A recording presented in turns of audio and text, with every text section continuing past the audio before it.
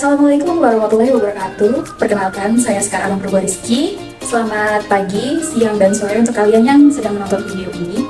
Jadi di sini saya akan menjelaskan kepada kalian terkait dengan prinsip kerja dan cara kerja komputer. Selamat datang di dunia modern yang penuh dengan teknologi canggih. Hari ini kita akan memulai perjalanan kita untuk memahami apa sih prinsip-prinsip dari dasar komputer. Tapi sebelum kita masuk ke dalamnya, mari kita lihat sejenak betapa luar biasanya perkembangan teknologi komputer telah mengubah tata cara hidup di dunia.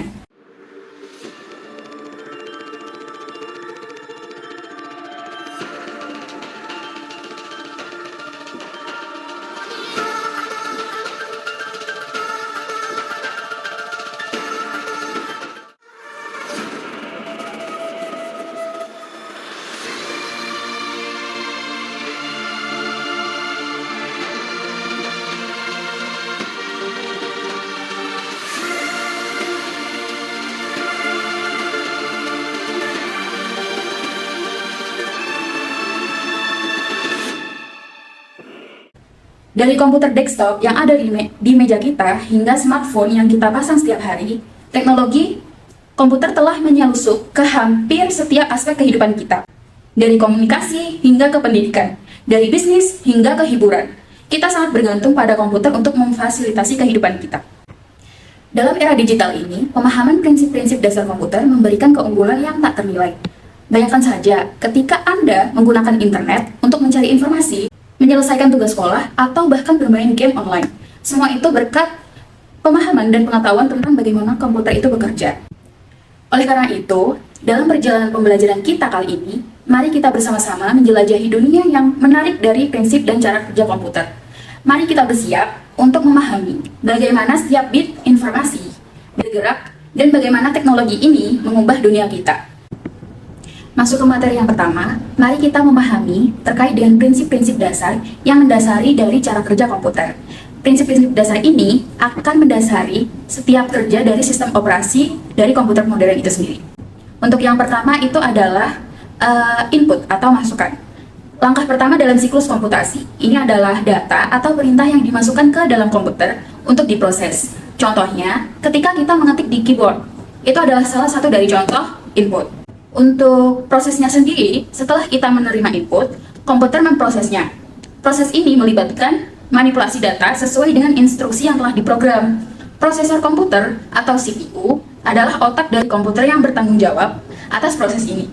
CPU melakukan operasi matematika dan logika yang diperlukan untuk mengolah data dengan cepat.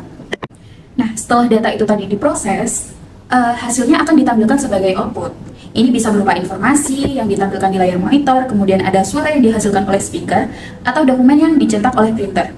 Output adalah hasil akhir dari proses komputasi. Terakhir, kita memiliki penyimpanan. Setelah data diproses, kadang-kadang kita perlu menyimpannya untuk digunakan di masa depan atau sebagai dokumentasi saja. Nah, penyimpanan adalah tempat di mana data disimpan dalam jangka panjang, sehingga data dapat diakses kembali lagi nanti. Ini bisa berupa hard drive, kemudian ada SSD atau media penyimpanan lainnya. Jadi, untuk merangkum, prinsip dasar komputasi terdiri dari input, proses, output, dan penyimpanan. Ini adalah langkah-langkah kunci dalam siklus komputasi yang memungkinkan kita atau komputer untuk melakukan tugas yang kompleks secara cepat dan efisien. Nah, setelah kita mengetahui tentang prinsip-prinsip dasar tadi, sekarang kita beralih ke cara kerja komputer itu sendiri. Mari kita lihat lebih dekat mengenai bagaimana komputer itu bekerja. Proses kerja komputer sebenarnya sangat kompleks, tetapi di sini kami akan merincikannya kepada kalian dengan cara yang sederhana agar kalian lebih mudah memahaminya. Nah, pertama-tama, mari kita lihat apa yang terjadi saat kita memasukkan informasi atau memberikan perintah ke dalam komputer. Misalnya ketika kita mengetik di keyboard, kemudian mengklik pada mouse, itu adalah bentuk dari perintah input.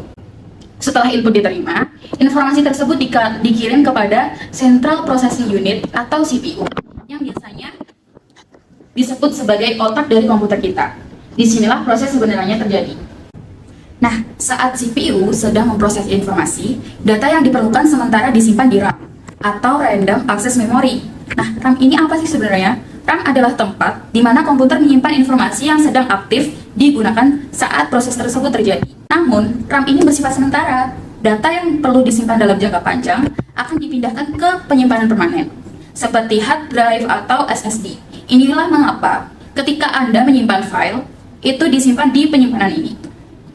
Ketika kita memerlukan kembali informasi yang tersimpan, CPU akan mengambil data tersebut dari penyimpanan, membawanya kembali ke RAM atau random access memory tadi, kemudian diproses, dan kemudian menampilkannya sebagai output. Output ini akan ditampilkan di layar monitor Anda.